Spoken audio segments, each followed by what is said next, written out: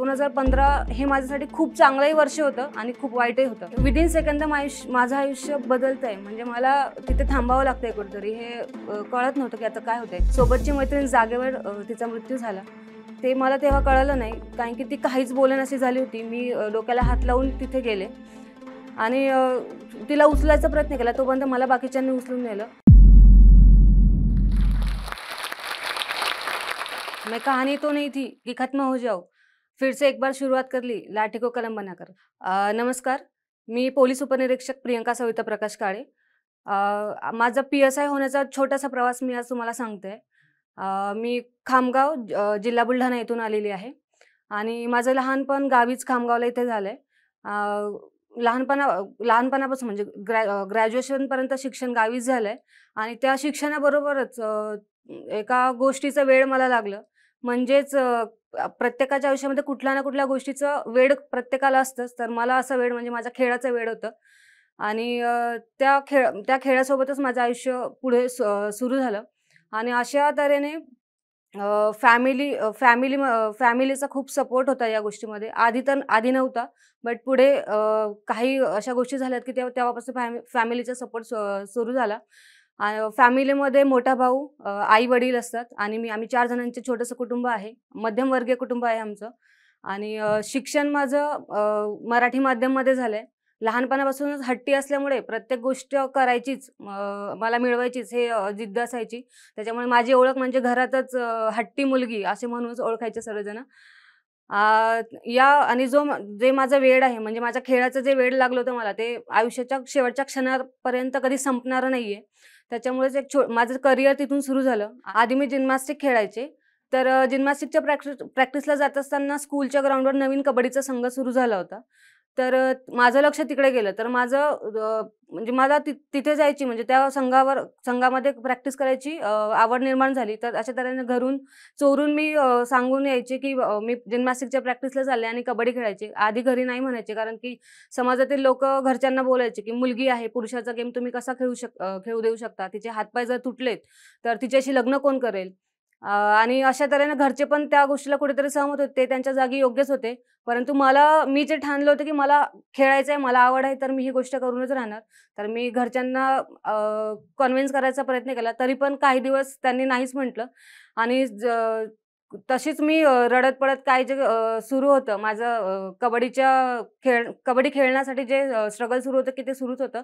नंतर मग घरच्यांनी एक कंडिशन ठेवली आईनी, की जर तुला कबड्डी खेळायचंच असेल, तर तुला घरची सर्व कामं करायला लागतील आणि मी ते मान्य केलं. ठीक आहे, कामं करेल. तर मी स्कूलमध्ये जात होते तेव्हा 2 लेक्चर एक्स्ट्रा बंक करायचे आणि घरी यायचे कामं करायसाठी, नंतर प्रॅक्टिसला जायचे. तर प्रॅक्टिस सुरू असताना कधीतरी घरी काहीतरी वाद झाले, तर प्रियाची कबड्डी बंद ह्याच्यावरच थांबून जायचं. त्याच्यामुळे असं कुठलंच मी ऑप्शन द्यायचे नाही घरी की त्याच्यावर भांडणं होतील. असं सुरू असताना पहिली नॅशनल खेळले. तर तेव्हा कुठेतरी पेपरमध्ये बातमी यायला लागली की म्हणजे सिलेक्शन झालं असं. तर घरच्यांना बरं वाटायला लागलं की नाही, मुलगी काहीतरी करू शकते. तेव्हापासून म्हणजे सपोर्ट मला खूप जास्त स्ट्रॉंगली मिळायला लागला. तेव्हापासून तसं करिअर माझं सुरू झालं. खूप चांगल्या प्रकारे करिअर सुरू होतं. तर प्रत्येकाच्या आयुष्यामध्ये असं काहीतरी इन्सिडन्स घडतो की त्याने एकतर आयुष्य चांगलं होतं किंवा बदलतं. तर माझ्या आयुष्यामध्ये असाच एक इन्सिडेंट 2015 मध्ये झाला, म्हणजे माझा अपघात. तर त्या अपघातामध्ये माझं आयुष्य खूप पूर्णपणे बदलून गेलं. म्हणजे कंटिन्यू नॅशनल सुरू असताना 10 ते 11 नॅशनल्स माझ्या सुरू होत्या. कंटिन्यू राज्याचं प्रतिनिधित्व मी करत होते, मेडल्स लागत होते. परंतु कुठेतरी या गोष्टीला मला ब्रेक लागला. 2015 हे माझ्यासाठी खूप चांगलंही वर्ष होतं आणि खूप वाईटही होतं. कंटिन्यू नॅशनल सुरू होत्या, कॅम्प सुरू होते आणि 2015 मध्ये डिसेंबरला युनिव्हर्सिटीच्या टुर्नामेंट खेळायला आम्ही गेलो रत्नागिरीला. तर तिथे टुर्नामेंट झाल्या, दिवसभर झालं. संध्याकाळी जेवण करून आम्ही जसं रोड क्रॉस करायला, म्हणजे मुली चालत होतो, आम्ही दोघी मैत्रिणी पुढे होतो, बाकीच्या मागे होत्या.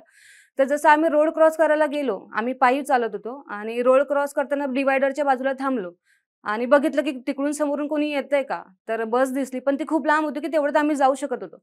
परंतु आम्ही अर्ध्या मंदापर्यंत रस्त्याच्या मध्येपर्यंत गेलो, तोपर्यंत आम्हाला बसनी हिट केलं. तिथे आयुष्य एका सेकंदासाठी थांबलं होतं. नक्की काय काय झालंय माझ्यासोबत काहीच कळत नव्हतं. एका सेकंदाआधी मी मॅचेस सकाळपासून खेळतेय आणि विदिन सेकंद माझं आयुष्य बदलतंय. म्हणजे मला तिथे थांबावं लागतंय कुठेतरी. हे कळत नव्हतं की आता काय होतंय. सोबतची मैत्रीण जागेवर तिचा मृत्यू झाला. ते मला तेव्हा कळालं नाही. कारण की ती काहीच बोलेनाशी झाली होती. मी डोक्याला हात लावून तिथे गेले आणि तिला उचलायचा प्रयत्न केला. तोपर्यंत मला बाकीच्यांनी उचलून नेलं. दवाखान्यात आठवडाभर आय-सी-यूमध्ये होते. म्हणजे काहीच कळत नव्हतं. घरच्यांना यायला 2 दिवस लागत होते. कारण की खूप डिस्टन्स होतं म्हणजे रत्नागिरीला यायसाठी. 2 दिवस प्रत्येकजण तिथले कुठल्याही धर्माचे म्हणा किंवा कुठलेही लोकं येऊन मला ब्लेसिंग्ज द्यायचे, की "तू वाचशील, तू ठीक होशील, तुला खेळायचंय." आणि मला एकच मी ओरडायची, जोराजोरात ओरडायची, की "मला वाचवा, मला वाचवा, मला खेळायचंय. मला फक्त खेळण्यासाठी तरी वाचवा ॲटलीस्ट." तर तेव्हा फक्त आई-बाबांची आठवण यायची, की आता मी नसल्यावर ह्यांचं कसं होईल? आणि मी कबड्डी खेळणार की नाही? ज्या गोष्टीसाठी, ज्या वेडासाठी मी एवढे प्रयत्न केले आतापर्यंत, तेच जर गोष्ट माझ्याकडून जर कोणतरी हिरावून घेत आहे, याच्यापेक्षा दुःख मला वाटत नाही माझ्या आयुष्यात दुसरं कोणतं असेल. कारण की एवढ्या वर्षापासून मी घराबाहेरच होते खेळण्यासाठी आणि कधी अचानक काही झालंय माझ्या आयुष्यामध्ये आणि मी स्टॉप होतीये घरात. तेव्हापासून आठवडा झाला. त्यानंतर घरी आणलं. घरी आणल्यानंतर म्हणजे हे इंजुरीज तर होत्या, दिसत नव्हतं. म्हणजे मी माझा चेहरा जेव्हा फर्स्ट टाईम आरशात बघितला, चोरून तेही दवाखान्यात मला जेव्हा होश आला, तेव्हा मी म्हणजे सर्वांच्या चोरून सर्व झोपलेले असताना मी आरशात बघितलं. ते तिथेच येऊन चक्कर येऊन पडले, की आता आयुष्यात परत माझा चेहरा मी कधी बघणार नाही. आणि एवढा चेहरा खराब झाला होता, की बघा म्हणजे मी स्वतः नाही पाहू शकत होते, तर कोणीच नव्हतं पाहू शकत. तर असेच मी घरी आले. घरी आणलं मला. तिथून मला सिम्पॅथी देणं तर हे कोणाचंच नव्हतं म्हणजे फॅमिली सोडून. तर स्वतः म्हणजे लोकं मला बघायला यायची आणि माझ्याच घरच्यांना म्हणायची, "आता हिचं लग्न होणार नाही. लग्न होणार नाही. याचा इथं पाय तुटला. हिला दिसत नाही." मला 3 महिने डोळ्यांनी दिसत नव्हते एका उजव्या साईडच्या आणि बोलता येत नव्हतं. पूर्ण लिप्स शिवलेले होते आणि काय काय करायचं काहीच कळत नव्हतं. म्हणजे साधं खाता येत नाही, बघता येत नाही. घरच्यांचं म्हणजे जे लोकं पाहायला येत आहेत ते म्हणताय, "लग्न होणार नाही. तुम्हाला बोललो होतं कबड्डी खेळायला पाठवू नका. आता तुमची पोरगी तुमच्या घरातच राहील." तर घरचे एकच बोलायचे, की "ती वाचली आमच्यासाठी हेच खूप मोठं आहे. ती पुढे परत उठणार कारण की ती जेवढी जिद्दीने आतापर्यंत इथपर्यंत आली ती वाचली आहे. तिचा पुनर्जन्म जो झालाय, ती नक्कीच तिच्या आयुष्यात तिला मोठं काहीतरी करायचंय म्हणून ती वाचली आहे. आणि ती आतापर्यंत ती स्वतःसाठी खेळली. आता आमच्यासाठी तिला खेळवायचंय." त्या एका वाक्याने मी परत बूस्ट व्हायची आणि नाही, आई-वडील जर एवढा विश्वास ठेवू शकतात, तर आपण का नाही करू शकत? त्याच्यामुळे मेंटली स्टेबल थोड्या वेळासाठी व्हायचे सर्व जेव्हा ते बोलायचे. पण परत लोकं यायचे आणि परत ते बोलायचे. म्हणजे तो 1-2 वर्षाचा स्पॅम माझ्यासाठी एवढा ब्लॅक होलसारखा झाला होता, की मी त्याच्यात फसले होते आणि मला बाहेरच निघता येत नव्हतं. तर त्याच्यातून बाहेर कसं निघायचं हे कुठलाच ऑप्शन मला सापडत नव्हतं. कारण की मी विदिन सेकंद हसायचे, विदिन सेकंद रडायचे.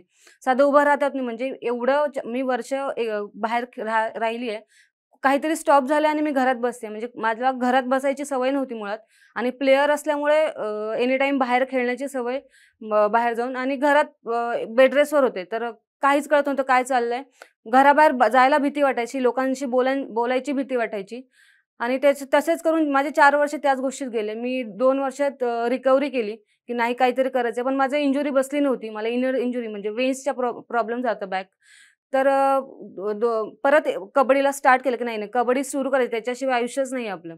तर मग परत कबड्डी सुरू केली आणि जिथून माझी टीम सिलेक्ट झाली होती युनिव्हर्सिटीची तिथे मी गेले. परत तिथे स्वतःला सिद्ध करायला लागलं, की मी झिरो आहे आता. एवढ्या नॅशनल्स खेळून काहीच उपयोग नाहीये.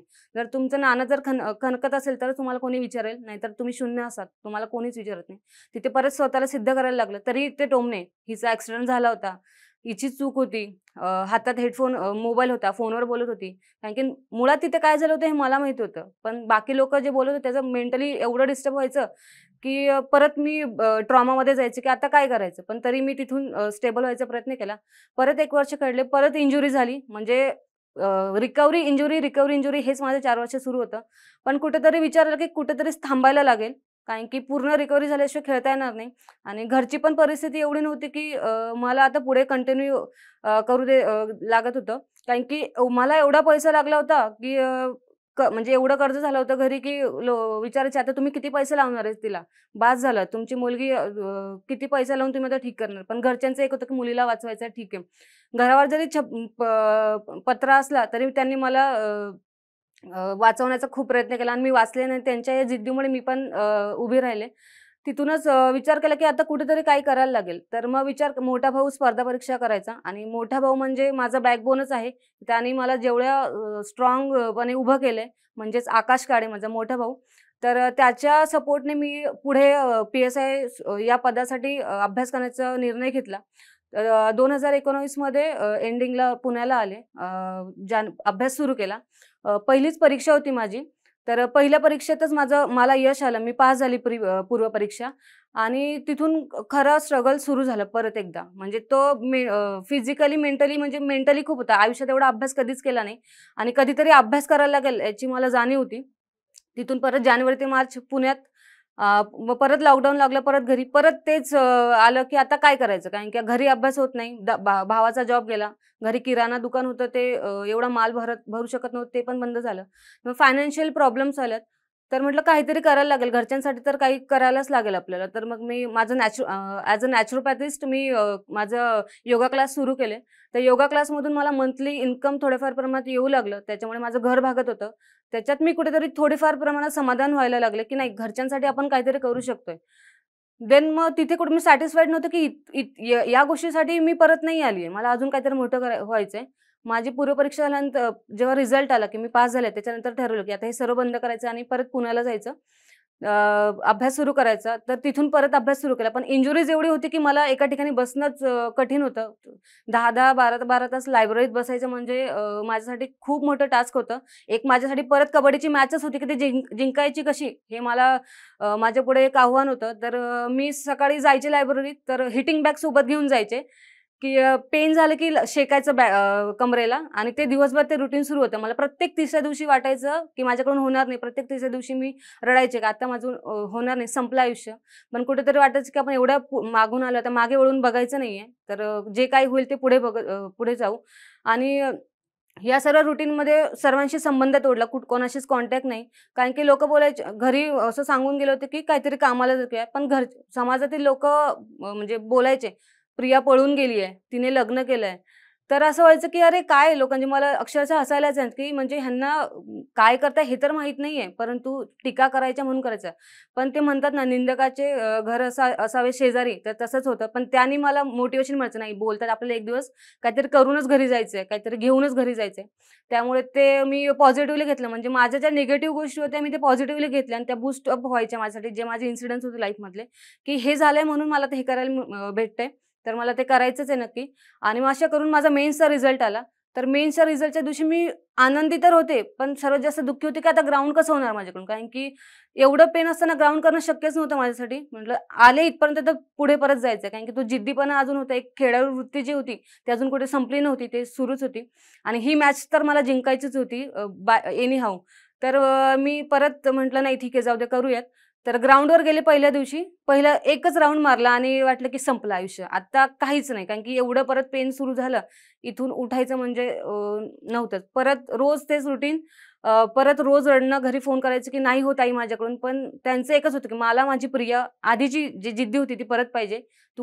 तू जशी गेली आहे तशीच आम्हाला जिद्दी होऊनच परत यायचं घरी. तर ते वाक्य परत उठवायचं आणि जेवढा ग्राउंडचा म्हणजे दिवस होते, तेवढा दिवस मी विथ पेन मी तेवढं ग्राउंड केलंय. पण लोकांची मेंटॅलिटी अशी की तू स्पोर्ट्स प्लेयर आहे, तुझ्याकडून 100चं ग्राउंड झालंच पाहिजे. पण त्यांना हे नव्हतं माहीत की माझी बॅक ऑफ द स्टोरी काय होती.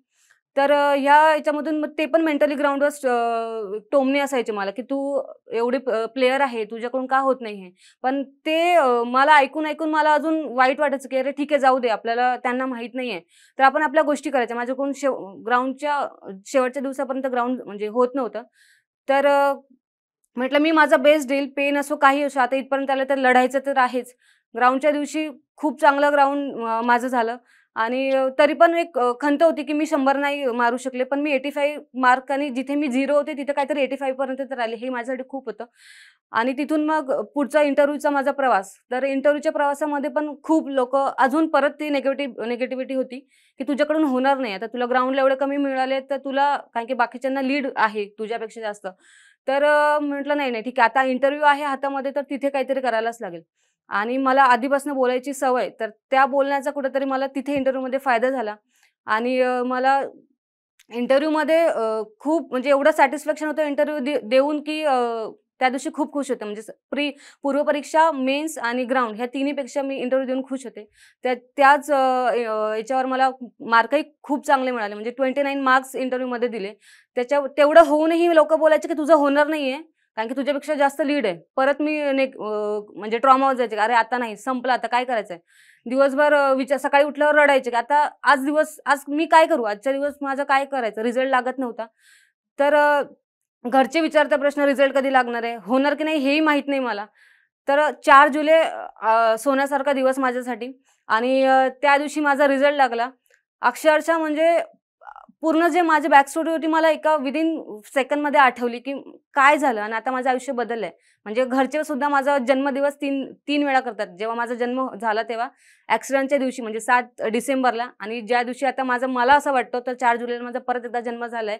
आणि त्या रिझल्टपासून माझं आयुष्य बदललं की जे लोकं जेव्हा मी घरी गेले, जे लोकं माझ्यासाठी मला बोलायचे की पळून गेली आहे, लग्न झालंय आणि काही पण बोलायचे, ते लोकं माझ्यासाठी हार घेऊन घरी उभे होते. तो क्षण पाहण्यासाठी मी एवढे लढले आतापर्यंत. आणि मला एवढंच म्हणजे इथपर्यंत हा जो प्रवास होता तो प्रत्येकाच्या लाईफमध्ये कुठल्या ना कुठल्या गोष्टीत स्ट्रगल असतं. तर मला एवढंच जोश टॉकच्या माध्यमातून इथे एवढंच सांगायचंय की आपल्यासोबत कोणी असो किंवा नसो, आपल्या आईवडिलांचा आपल्यावर ठेवलेला विश्वास आणि स्वतःवर असलेला विश्वास ते जर असलं तर आपण आयुष्यात कुठलीच गोष्ट असं नाही की ते करू शकत नाही. सर्व आपल्यासाठी शक्य असतं. थँक्यू. जय हिंद. हा व्हिडिओ आपल्याला कसा वाटला हे आम्हाला कमेंट सेक्शनमध्ये कळवा आणि आपल्या मित्रांसोबत शेअर करायला विसरू नका.